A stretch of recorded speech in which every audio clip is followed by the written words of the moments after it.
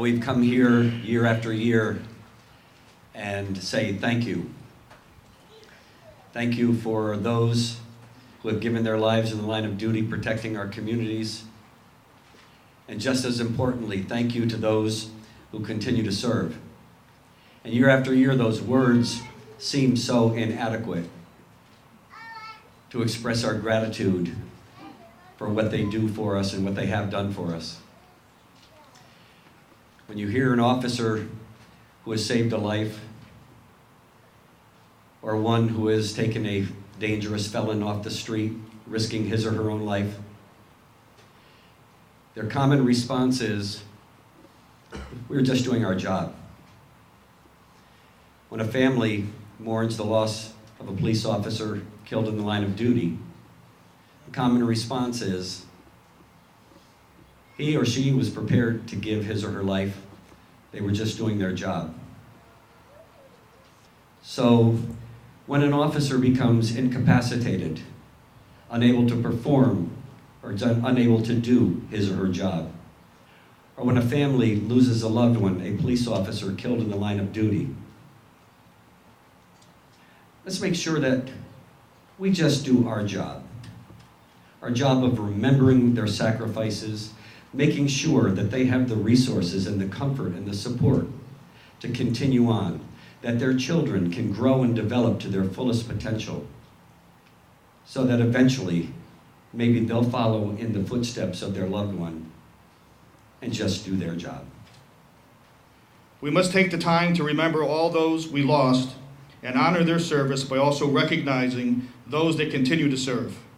The 179 Norwalk officers, as well as the thousands throughout Connecticut and the hundreds of thousands throughout the country that continue to give their all every day.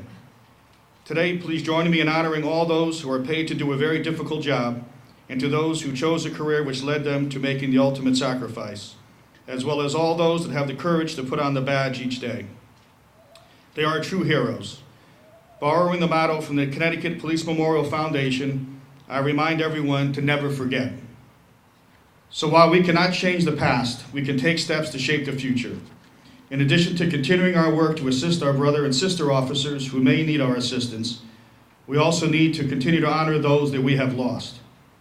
This year we decided that it was time to add to our Norwalk tradition. So this year, in addition to including these officers in today's remembrance and assuring that we include them in future years, I am proud to also dedicate a shadow box to formally remember each of them. I would like to ask retired officer Mike Price to come forward. Mike designed this shadow box as a permanent fixture to be added to our lobby. The box contains the badge numbers of Sergeant Richard Walsh, Officer Willard Miley, Officer Larry Ralston, Officer Gary Palmer, Officer Paul Stevens, Officer Matthew Morelli, Officer Henry McGallis, and Officer Kenneth Cerulli. They will forever be included in our remembrances, and I want to thank you, Mike, for what you did here. It's long overdue.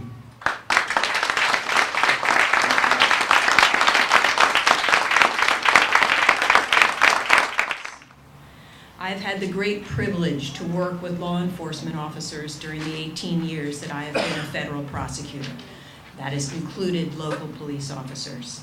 The federal government here in Connecticut is extremely fortunate to have the support of local police departments. You serve honorably on many of our task force, and as we almost always comment, you often carry the heaviest water. And that includes our Safe Streets Task Force, our Joint Terrorist Task Force, and more recently our Human Trafficking Task Force, and our statewide initiative to address the opioid epidemic. Every day when you get up and go to work, you don't know what danger awaits you.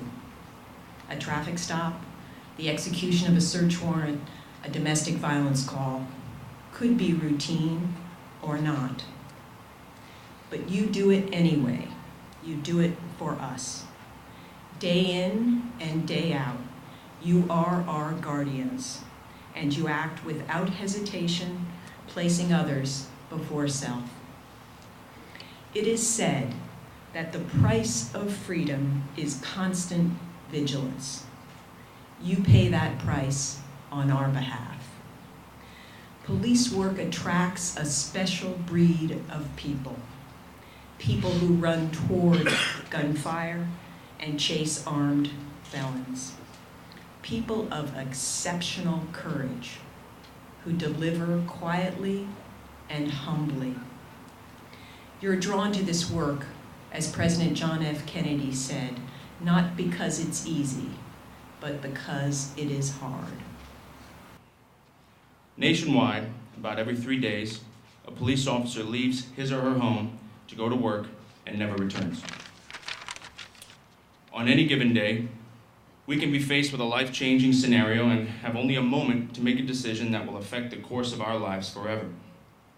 Each day we come to work, we have no idea what we'll face during our shift, what we'll be asked to do, or what we'll have to overcome.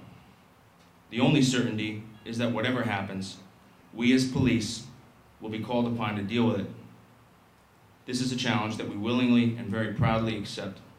It is our role in the world to protect and to serve everyone. While others flee for safety, we run towards crisis. We risk everything, our bodies, our minds, and our overall well-being, so that others can be safe and protected. Through an entire career, we do it hour after hour, day after day, year after year, and decade after decade. A policeman's career is filled with days upon days of long hours of shift work, where the routine calls for service are interrupted by moments of human crisis and tragedy. We never know when it's going to happen, but when that bell rings, we respond. And we do so together as brothers and sisters.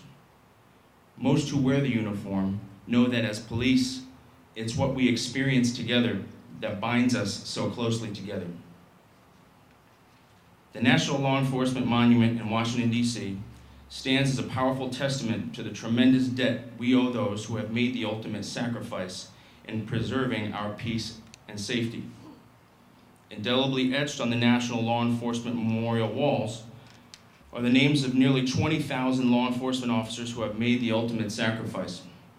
The names of 4 known police officers are engraved on those walls: Frank Stratton, Cheryl Gorton, Nicholas Farah, and Marco Carias.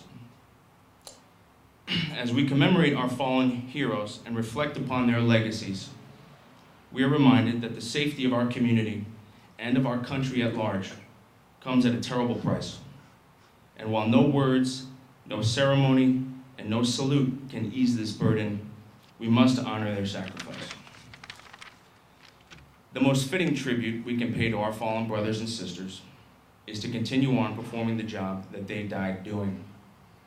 In the face of unprecedented challenges in our nation, our law enforcement officers continue to answer the call to duty with courage, compassion, professionalism, and perseverance.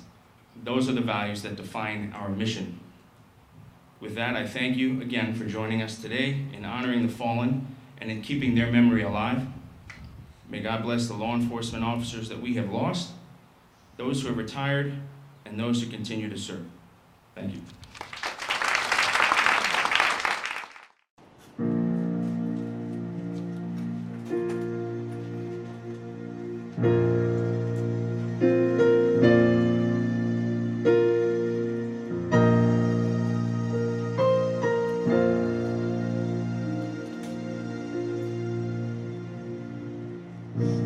Here's to the heroes whose